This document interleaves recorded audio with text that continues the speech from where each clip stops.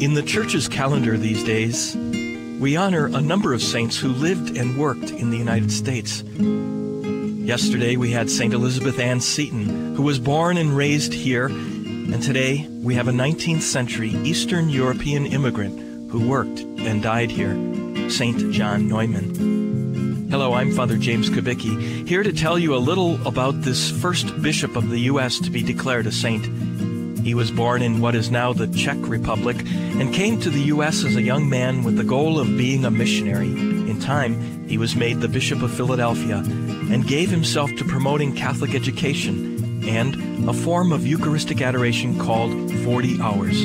Here's part of what Pope Paul VI said about him when he canonized him in 1977. He deeply loved the sacrament of reconciliation, and he transmitted the pardon and the healing power of the Redeemer into the lives of innumerable sons and daughters of the Church. He was close to the sick. He was at home with the poor. He was a friend to sinners. And today, he is the honor of all immigrants, and from the viewpoint of the Beatitudes, the symbol of Christian success. John Neumann bore the image of Christ.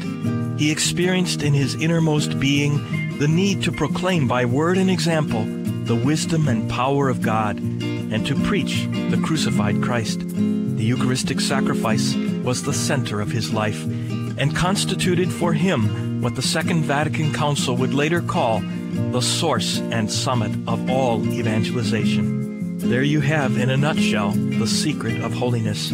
Grace, which comes to you in the sacraments, especially reconciliation and the Eucharist, and the fruit this grace bears in daily life, love, like the love of Christ himself.